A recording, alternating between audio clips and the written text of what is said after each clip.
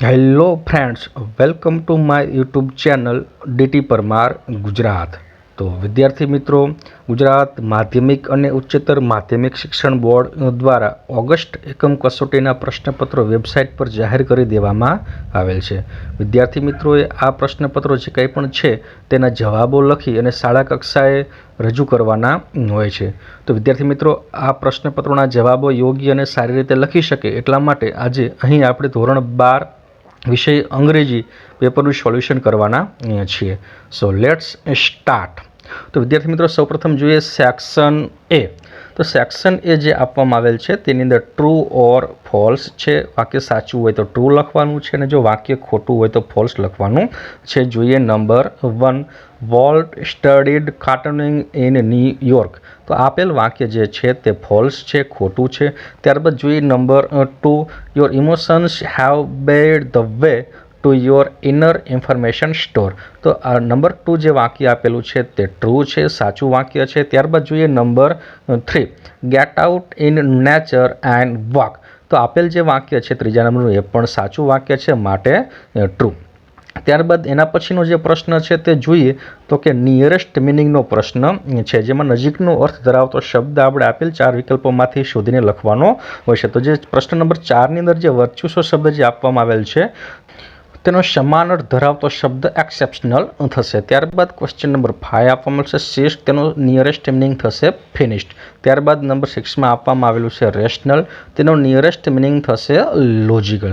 ત્યારબાદ વિદ્યાર્થી મિત્રો આગળ વધીએ તો અહીં ફંક્શનનો પ્રશ્ન આપવામાં આવેલ છે. જોઈએ સૂચના શું આપવામાં આવેલ છે. Select the most એપ્રોપ્રાઇટ language function from the bracket. તો કે કૌંસમાંથી યોગ્ય ફંક્શન પસંદ કરવાનું છે. કૌંસમાં આપેલા જે ફંક્શનો છે તેમાંથી યોગ્ય એક લેંગ્વેજ ફંક્શન પસંદ કરવાનું છે. And write them against the given sentence. અને આપેલ વાક્યની સામે તેને લખવાનું છે. તો કૌંસની અંદર showing result, expressing purpose, expressing contrast આવા ફંક્શનો આપવામાં આવે છે. જોઈએ number 7, she works very hard so that she can score good marks. તો વિદ્યાર્થી મિત્રો અહીં સો ધેટ શબ્દ આપવામાં આવેલ છે. સો ધેટ શબ્દ આપવામાં આવેલ હોય તો તે ફંક્શન પર્પસ દર્શાવતું હોય, એટલે કે એક્સપ્રેસિંગ પર્પસ. ત્યારબાદ જોઈએ નંબર 8, તો કે in spite of his being strong he can not win the game. તો વિદ્યાર્થી મિત્રો અહીં તમે જોઈ શકો છો કે ઇનસ્પાઇટ ઓફ શબ્દ આપવામાં આવેલ છે ને ઇનસ્પાઇટ ઓફ શબ્દ આપવામાં આવેલ હોય તો તે કોન્ટ્રાસ્ટ નામનું ફંક્શન સૂચવતું હોય. તો જો આ જે નંબર 8 છે એની અંદર જવાબ આવશે એક્સપ્રેસિંગ કોન્ટ્રાસ્ટ. ત્યારબાદ જોઈએ number 9, Vipul was two slow to catch the bus. તો અહીં તમે ટુ એવું આપવામાં આવેલ છે. તો જ્યારે ટુ આપવામાં આવેલ હોય ત્યારે રિઝલ્ટ સૂચન એ કરે છે, એટલે અહીં નંબર 9ની અંદર જવાબ તરીકે આવશે શોઈંગ રિઝલ્ટ. તો આ ત્રણ ફંક્શનો જે છે તે તમારે જે તે વાક્યની સામે તમારે લખવાના હોય છે. ત્યારબાદ જોઈએ નંબર 10 એન્ડ 11 એની સૂચના આપવામાં આવેલ છે. Select the most એપ્રોપ્રાઇટ response. તો આપણે જે પ્રતિભાવ જે આપવામાં આવેલા છે એ આપણે યોગ્ય ફંક્શન વડે જવાબ પસંદ કરવાનો છે. તો mother said what would you like to have for breakfast. Number 10, what would you like to have for breakfast. જે જવાબ જે ચિંટુ આપશે તે ઓલ્ટરનેટિવ ચોઇસ આ ફંક્શનથી જવાબ લખવાનો થશે. તો અહીં પસંદગી દર્શાવવાની છે, વૈકલ્પિક પસંદગી. તો અહીં આઈધર ઓર નાઈધર નોર વાળું વાક્ય ઓપ્શન 2 ની અંદર આપવામાં આવેલ છે. તો જવાબ તરીકે લખવાનું થશે I would like to have either bread, butter or toast. તો જવાબ આવશે 2. ત્યારબાદ જોઈએ number 11, Reena said how does she speak English. Bina જવાબ આપે છે. કેવી રીતના જવાબ આપવાનો છે તો કે શોઈંગ સપોઝિશન હોય તો એઝિફ વાળું વાક્ય લખવાનું થાય. હવે એઝિફ વાળો વિકલ્પો બી અને સી બંનેની અંદર આપવામાં આવેલ છે, પરંતુ એઝિફ પછી જે આવે તે સબ્જેક્ટ પ્લસ વેર આપવામાં આવેલ હોય તો સબ્જેક્ટ પ્લસ વેર એ ઓપ્શન 2 ની અંદર આપવામાં આવેલ નથી, એટલે જવાબ આવશે ઓપ્શન સી, જેમાં એઝિફ પછી સી વેર આપવામાં આવેલ છે. તો ક્વેશ્ચન નંબર 11 ની અંદર જવાબ આવશે option C, she speaks English as if she were a European. જોઈએ વિદ્યાર્થી મિત્રો આગળ તો અહીં જે સૂચના આપવામાં આવેલ છે તે જરાક જોઈ લઈએ. Select the most એપ્રોપ્રાઇટ question two gate underline words phrase as answer.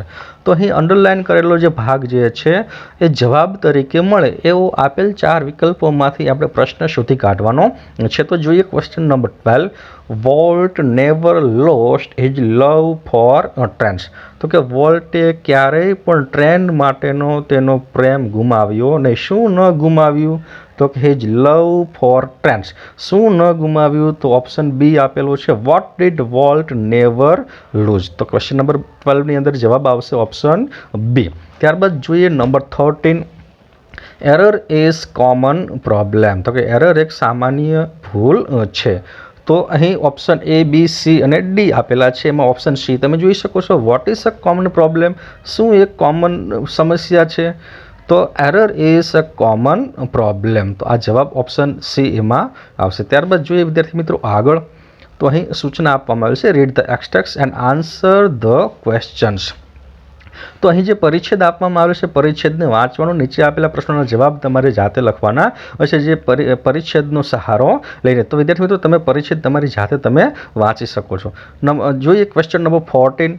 Vote was Walt carrying?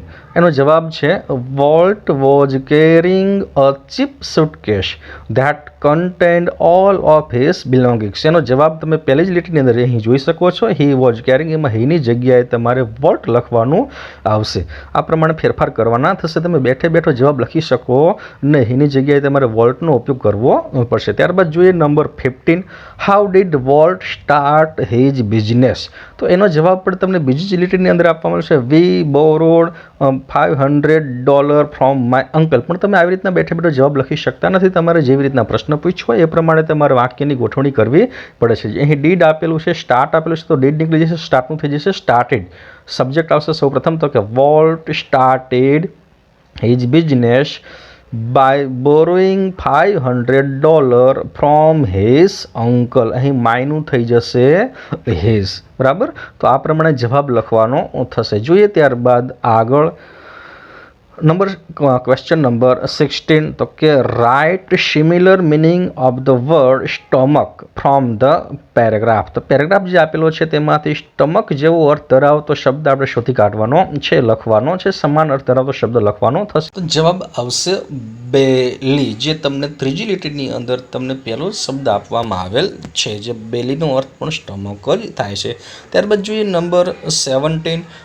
What should one to do create energy? વિદ્યાર્થી મિત્રો અહીં જે ટુ આપવામાં આવેલ છે તે ડુની પછી આવશે. What should one do to create energy? તો એનો જવાબ થશે કંઈક આવો. One should rub both hands together for a moment to create energy. જે જવાબ જે છે તે તમને પહેલી જ લીટીની અંદર આપવામાં આવેલ છે, પરંતુ તમારે એને પ્રશ્ન પ્રમાણે તમારે ગોઠવણી કરવી પડશે. જેમ કે what should one do to create energy? તો વન શુડ, ત્યારબાદ અહીંથી લખવાનું થશે. જે યોર જે છે તે તમારે દૂર કરવું પડશે, અથવા તો યોરની જગ્યાએ તમારે હિજ લખવું પડશે તો પણ ચાલશે. જોઈએ આગળ ત્યારબાદ question number 18. What are closely related? How do they work? તો એનો જવાબ કંઈક આવો થશે. Mind, emotions and body are closely related. જે તમને પ્રથમ વાક્યની અંદર જ જવાબ આપવામાં આવેલ છે. How do they work? તો કે ધે ઓલવેઝ વર્ક ટુગેધર. જેનો જવાબ પણ તમને પ્રથમ વાક્યની અંદર એન્ડ પછી આપવામાં આવેલ છે, એન્ડ ઓલવેઝ વર્ક ટુગેધર. ત્યારબાદ જોઈએ question number 19. What do you mean by mental abilities? Mental abilities દ્વારા તમારો કહેવાનો મતલબ શું થાય છે? જેનો જવાબ આપણે આપણી જાતે બનાવવો પડશે, જે બેઠે બેઠો જવાબ આપવામાં આવેલ નથી. મતલબ કે according to me, mental abilities are the mental capacities. એટલે કે જે તમને ત્રીજી લીટીની અંદર જવાબ આપવામાં આવશે, your mental capacities are your abilities. જેને આપણે આ રીતે લખેલું છે, mental abilities are the mental capacities that make you able. જે તમને સક્ષમ બનાવે છે to consistent, to take in new information, to remember old and new information and to be in position to think logically. જે પછી પાછળ તમારે બેઠે બેઠો જવાબ લખવાનો થાય છે. જે શરૂઆત જે છે, શરૂઆતમાં તમારે પ્રશ્ન પ્રમાણે થોડી ગોઠવણી કરવાની રહેશે. જોઈએ ત્યારબાદ આગળ જે તમને કવિતાના સ્ટાન્જા આપવામાં આવેલ છે. સ્ટાન્જાની નીચે પ્રશ્ન 3 આપેલા છે. 3 પ્રશ્નોના જવાબ આપણે સ્ટાન્જામાંથી જોઈને લખવાના થશે. Question number 20. What was the poet તો કે the poet was a fashioner of shorts, જે તમને અહીં જવાબ આપવામાં આવેલ છે. ત્યારબાદ જોઈએ number 21, what did the poet decided to be? The poet decided to be the short, જે તમને છેલ્લી લીટીમાં જવાબ આપવામાં આવેલ છે. ત્યારબાદ જોઈએ question number 22, give 2 pairs of rhyming words from the stanza. તો અહીં જે રાઇમિંગ વર્ડ્સ જે છે તે લયબદ્ધતા ધરાવતા શબ્દોની જોડ જે છે તે આપણે કોઈ પણ બે લખવાની છે. તો જોઈએ answer number 22, 2 pairs of rhyming words are given below. Gone, shone, lord, sword, જે તમને અહીં આપવામાં આવશે ગોન, શોન. ત્યારબાદ લોર્ડ, શ્વોર્ડ, તો આ એક રાઇમિંગ વર્ડ્સની આ જોડ કહી શકાય. ત્યારબાદ જોઈએ આગળ વિદ્યાર્થી મિત્રો, તો અહીં છેલ્લો જે પ્રશ્ન જે છે તેમાં તમને શોર્ટ નોટ આપવામાં આવેલ છે, જે તમારે શોર્ટ નોટ કોઈ પણ એક લખવાની છે. તો અહીં ક્વેશ્ચન નંબર 23, વોલ્ટ અ ક્રિએટિવ મેન. તો વિદ્યાર્થી મિત્રો, આ જે શોર્ટ નોટ અહીં આપવામાં આવેલ છે એનો તમે એક સ્ક્રીનશોટ લઈ શકો છો.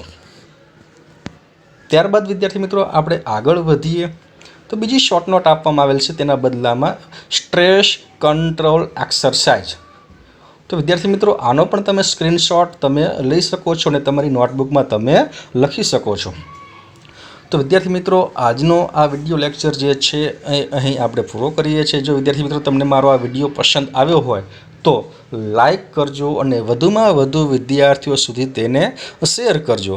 અને હા, સબસ્ક્રાઈબ કરવાનું ભૂલશો નહીં અને બાજુમાં રહેલા બેલ આઇકનને પણ પ્રેસ કરજો, જેથી કરીને આવનારા વિડીયોના નોટિફિકેશન્સ તમને સૌથી પ્રથમ મળતા રહે.